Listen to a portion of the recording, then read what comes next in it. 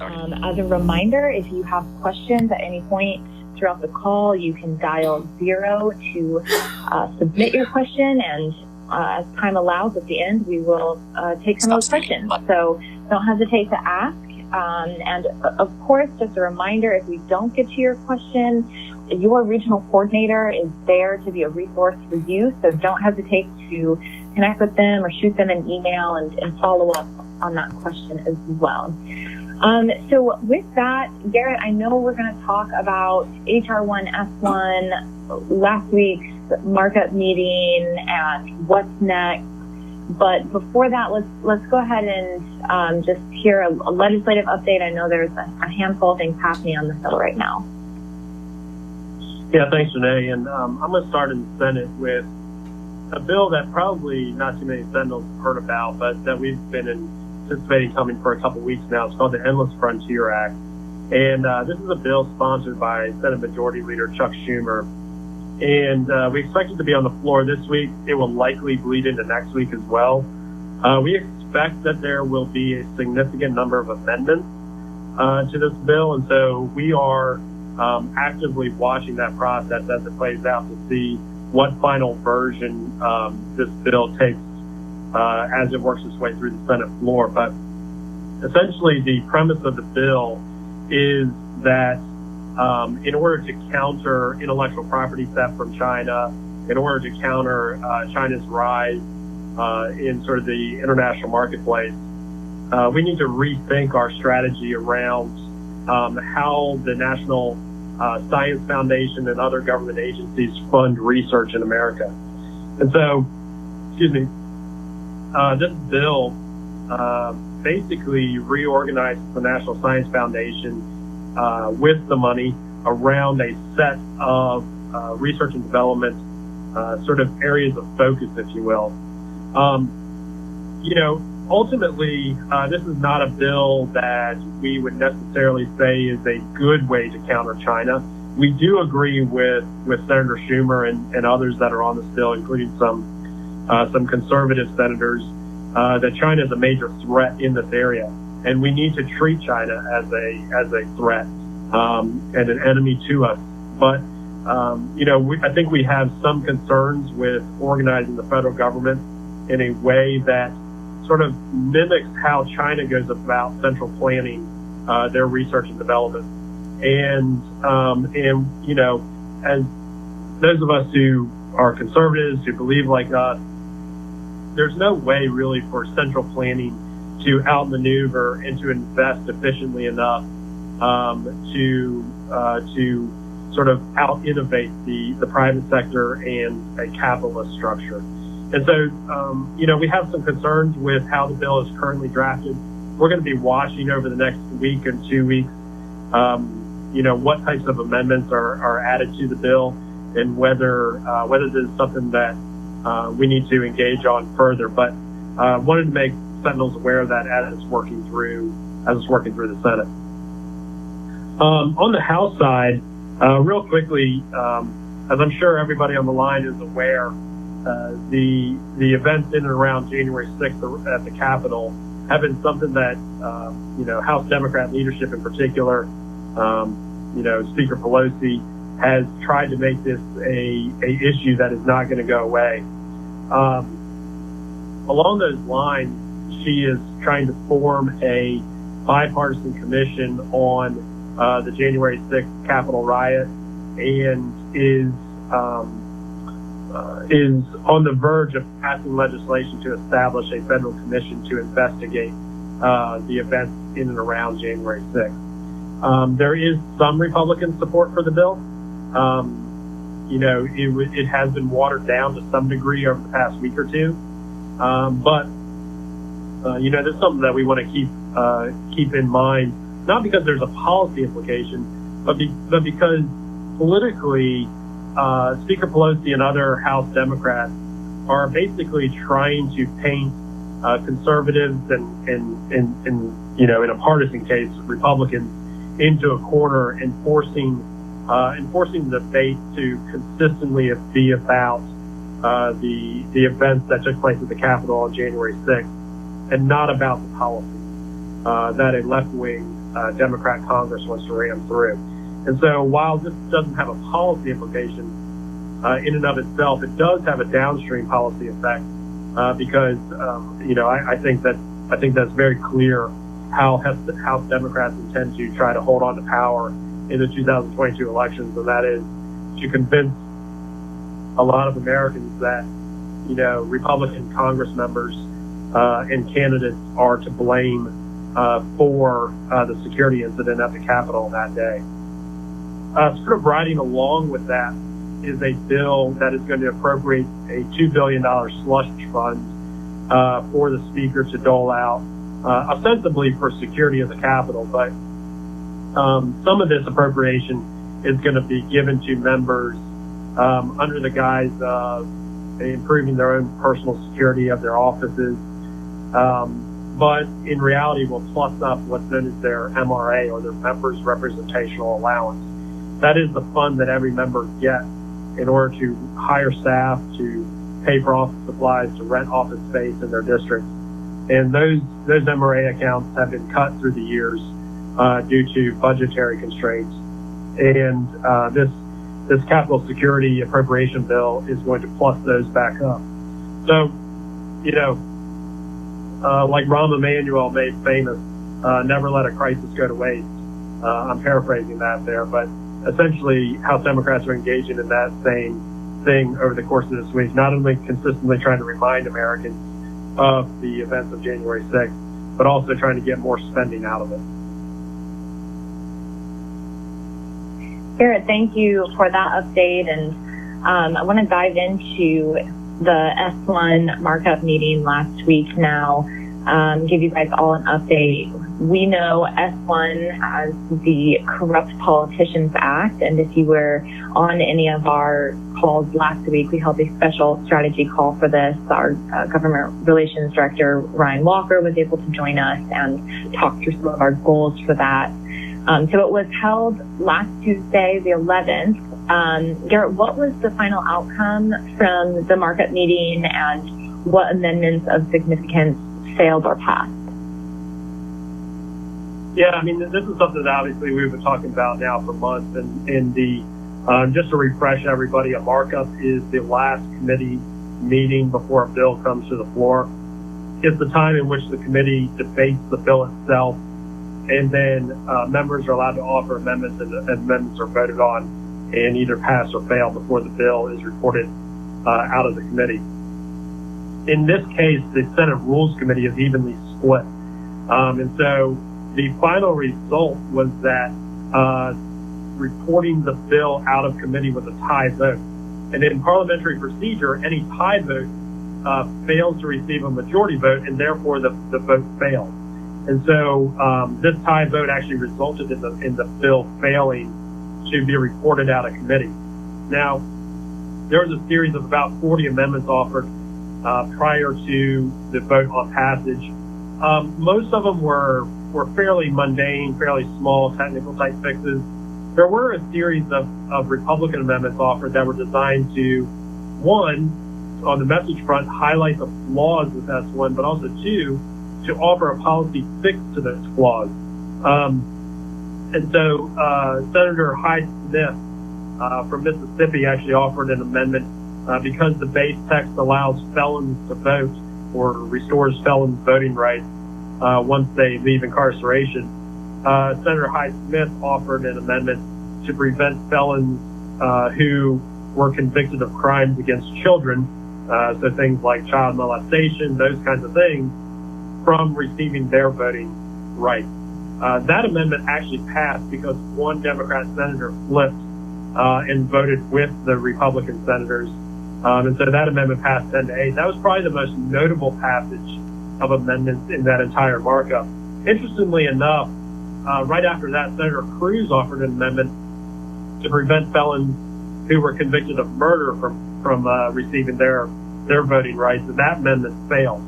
So I guess in the Democrats' calculus, people who have murdered other people should receive voting rights, but if you committed a crime against children, you should not receive voting rights. So it seems like a sort of inconsistency on their part, and we would suggest that this is a decision best left up to individual states to decide which types of felons should and shouldn't receive voting rights in their state. That's right. It's a great reminder that this is a complete federal takeover, and removing states' rights to make some of those decisions for themselves. It would undo the great work that we're doing at the state level. So there's a lot of bad in the bill, not to mention that it's, funding the politicians' campaigns, and I could go through the whole rundown. But Garrett, I would also like to add, specifically in relation to Senator Hyde-Smith's amendment that passed, but it very narrowly passed. So actually the only reason that amendment passed was because Senator King from Maine, who is actually an independent that caucuses with the Democrats, voted in favor of it. So Senator King seems to be the only one that sees any line at all, and does not want to allow child molesters or anyone that has committed a crime against children to receive voting rights. And again, that would be mandated in all 50 states. So there's a lot of flaws with this bill, and at least some of the Democrats are recognizing that, but certainly not enough of them. So Garrett, we talked on our strategy call prior to the markup meeting and talked specifically about our goal. And our goal was to bring more public awareness to make this bill as politically uncomfortable as possible for Dems to support it. So our ultimate goal is to stop the bill, but we knew we would go through committee, as you just outlined, there was a tie vote. How did we achieve our goal of making it politically uncomfortable and bring greater public awareness? Yeah, so we're sort of still just partway to the finish line on this bill. We started out in January talking about this legislation because it became very clear, really in the first couple of weeks with House Democrats passing their version, H.R. 1, that the new Democrat congressional majority, albeit by a very, very slim majority, was going to try to use that majority to sort of ensconce themselves in power through rewriting election rules across the country. And so we saw the threat to not only our policy objectives for the Congress, but also just for the ability to choose our elected officials and to defend conservative grassroots across the country in the process. And so, the House moved very quickly. The way the House functions, that is very difficult to stop if you're not in the majority. And so we always had the major part of our effort designed and focused on the Senate. I would say that up to this point, we have been highly successful. It took them months to actually bring the bill to a markup. I would note that it is not on the floor yet and is not scheduled for the floor. The last time we heard Chuck Schumer talk about scheduling it for the floor, he said he hoped to have it on the floor by August. So we've already pushed that timeline out, a decent amount of time. Senator Manchin, we focused on Senator Manchin. We held events in his state. We've run ads in Arizona targeting Senator Sinema and Senator Kelly, specifically on the filibuster. And this was something that we are highlighting to their constituencies that, your senator talks one talk at home, but watch how they vote on the filibuster, because if they vote to overturn the filibuster, then, in essence, they're voting to side with a left-wing majority in D.C. against a huge chunk of their constituents. And so, that pressure has brought about comments from both Senator Sinema and Senator Manchin that they don't support ending the filibuster. And so the filibuster is the first thing that we need to defend in order to keep S1 from passing into law. And then the second part of our strategy was to continuously use the time that we were buying ourselves by pushing the timeline out and by defending the filibuster to highlight just how disastrous S1 is. And we've done that successfully. Many of the amendments that were offered in markup visibly made the Democrats squirm, visibly made them uncomfortable with the topics that were being talked about, and we think will ultimately result in S1, dying at least in part, if not in whole. And so I think you're going to start to see, and we have started to see, Democrats pivot to another way to get at commandeering election authority from the state. So, Garrett, what's next? You already mentioned that Senator Schumer has mentioned August as the possible timeline to put this bill on the floor. What's it going to take for that to happen? And what's the next chess move, essentially, from the left? If we're successful at making this too uncomfortable for Dems to support or for them to justify nuking the filibuster for it, what's their next chess move?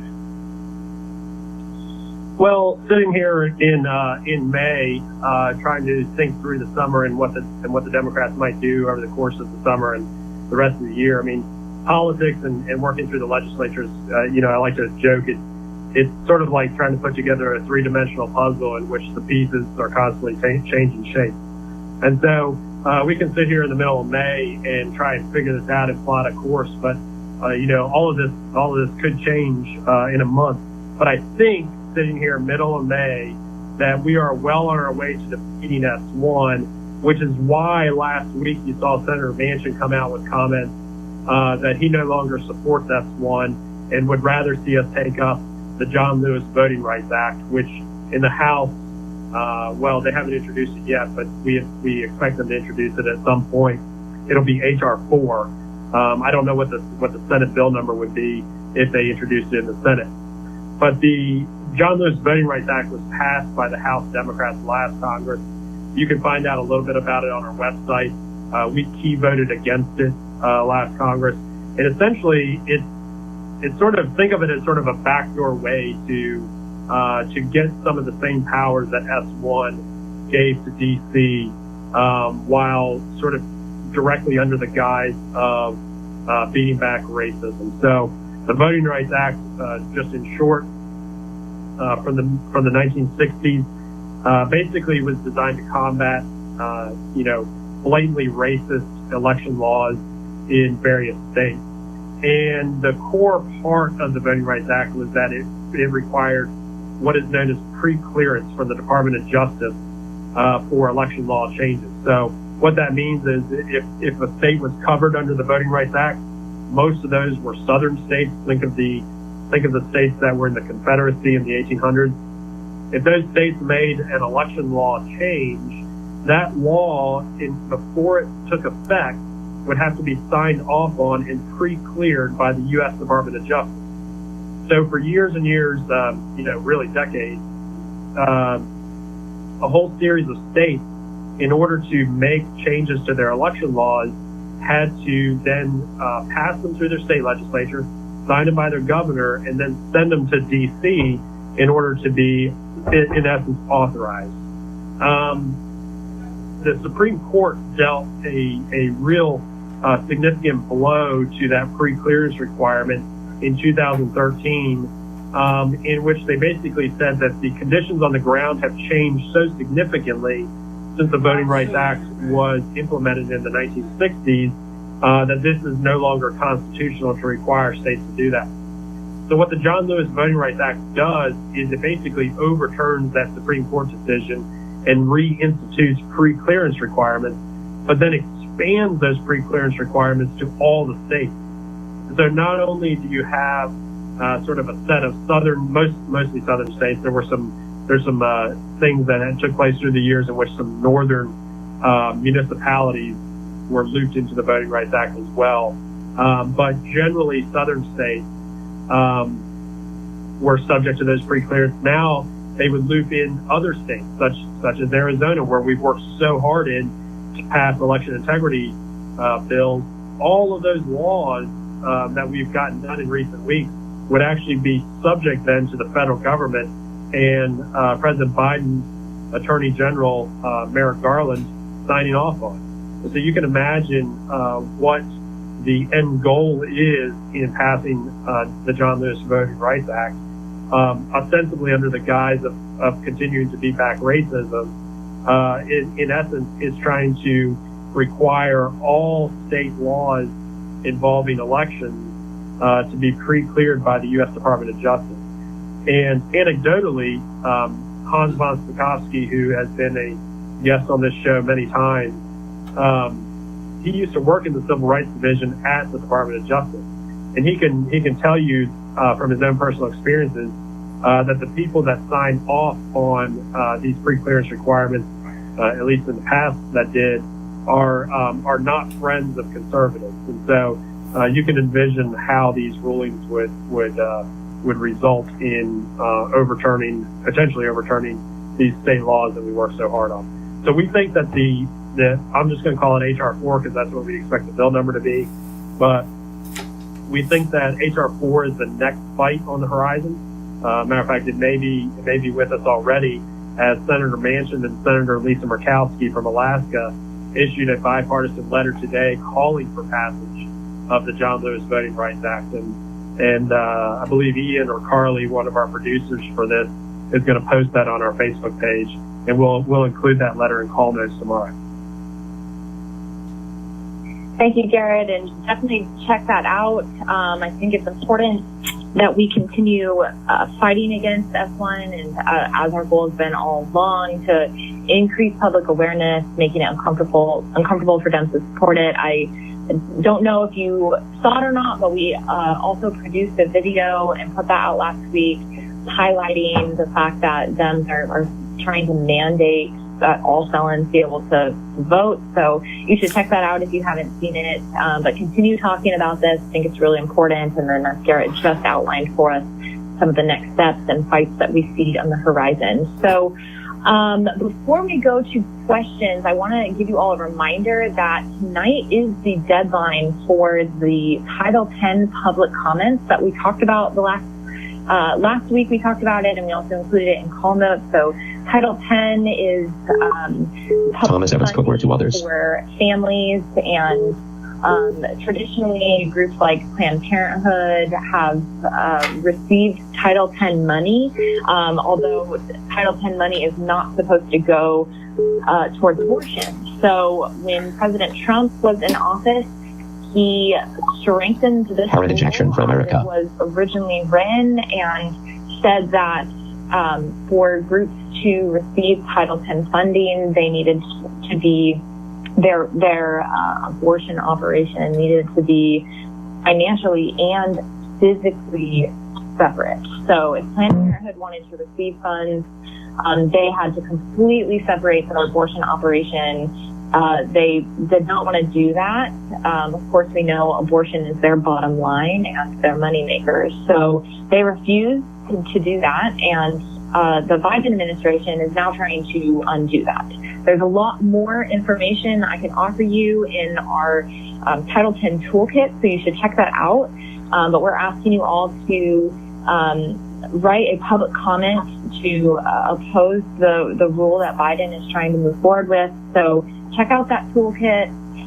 Leave a comment tonight. It's the deadline. And then there's also a public comment deadline for the critical race theory proposal that Biden has also put forward. That deadline is this Wednesday. So we've got a toolkit for that as well, and all of this is in your email inbox. So check it out. You can also go to heritageaction.com and make sure you do that, because they actually are required to respond to each comment. So your one comment really does make a difference. With that, I'm going to go to a question from David in Oklahoma. David, if you're on the line, please ask your question. Hi, I'm concerned because I'm not hearing the fact that all of the things that we're talking about are illegal for the federal government to even be delving into. What is our plan to attack it from the constitutional perspective, whether it be H1, HR1, S1, being the feds have absolutely no authority over that, or funding of science. Why aren't we talking about that, and what can we do about it? Yeah, thanks, David. I mean, that's a great question, and in some ways, you're asking a question that many conservatives have asked now for decades, and that is, why is the federal government doing this? How are they even allowed to do this? And I think that there's sort of a two-step strategy for getting at the crux of your question, and that is, we have to have judges that have a faithfulness to the Constitution as it was written. We have to have judges that are, understand their role in the process and don't try to become somebody else's role, namely the legislature's role. And so something that conservatives have been embarked on for many years now is ensuring that when we nominate judges and have that opportunity to nominate judges and confirm judges, that we get judges that respect the rule of law, respect the role of the Constitution, respect our federalist system, and, sort of in a word, this maybe sounds corny, but sort of respect the state. The left doesn't care about these things. The left uses whatever power they have in whatever vehicle they have to accomplish whatever means they care to accomplish. But we believe that the process itself is respectable, and that the process itself is something that protects individual Americans from an overreach from the federal government. And so that's something that this is going to be something that's going to be written for many years to come. One of the great successes of the Trump presidency was the sheer volume of federal judges that he nominated, and Senator McConnell and GOP senators confirmed over the past 4 years. That is going to be a bulwark against the left in so many fashions. We flipped the Supreme Court. There's now, depending on the case and depending on the content, there's roughly 6 conservative votes on the Supreme Court. That is something that we have never had in the past 30 or 40 years. And so these are really good things. These are really hopeful things. These are things that you should, that all of us should look at and take a lot of confidence in. Directly to your point, there are already organizations in DC and conservatives that are thinking through legal strategies if S1 were to pass. I can assure you, just like the left meets every single bill that we pass through these state legislatures to strengthen and provide transparency for our state elections, they meet us with reams and volumes of litigation. I can assure you, they will be met with equal amounts of litigation if they were to pass S1 into law. And so, I think sometimes it's hard to see these things that are going on behind the scenes. But one thing that you can take stock in is the courts and the sheer volume of conservative constitutionalist judges that we have on the courts now. And two, the fact that there are many, many people already thinking through legal strategies in case S1 were to pass. And there are many people who are prepared to and are already donating huge sums of money to defend against these overreaches by the federal government. Thank you, Garrett. I know that we're over time, but I'm going to go to one last question. Marlene in Pennsylvania, if you're on the line, please ask your question.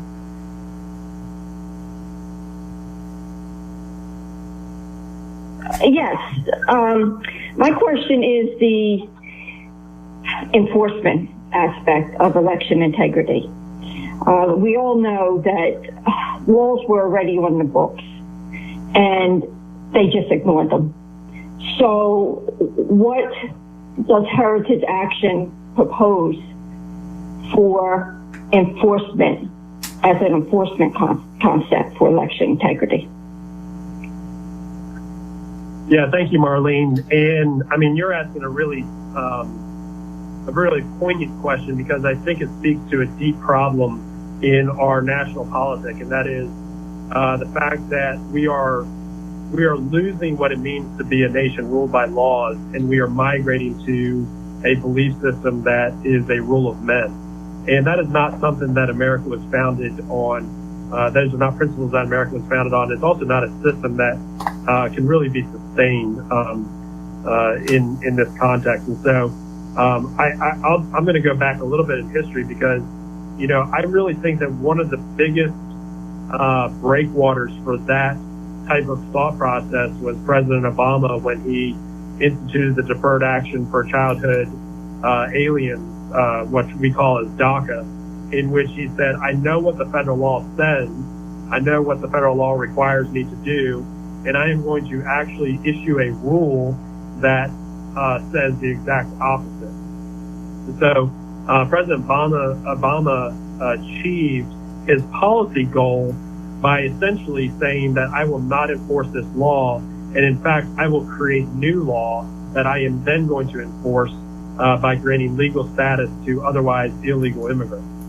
And so, you know, part of the problem is we are losing as a country, as a nation of people, the ideas that made America great. And one of those ideas is the rule of law, that the law, whether we agree with it or not, deserves respect and deserves every person to live by it, but if you're in a position of authority, to enforce it.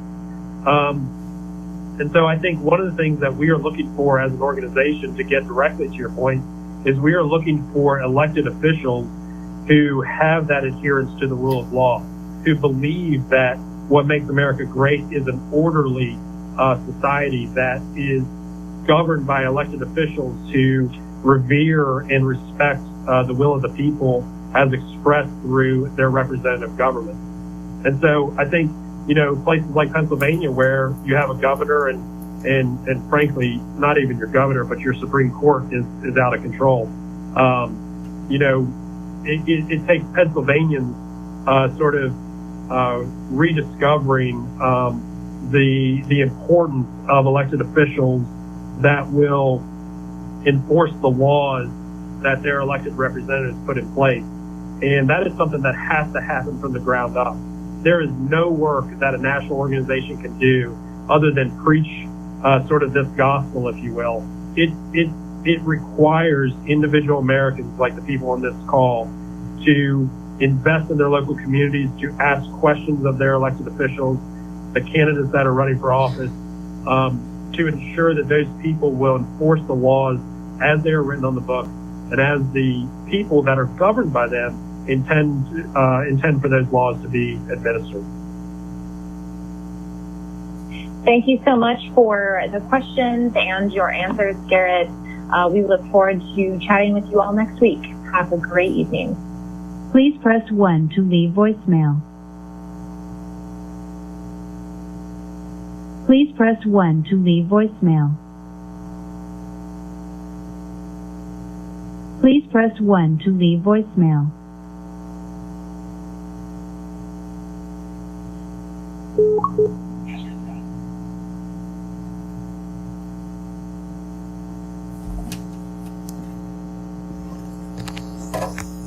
My details button.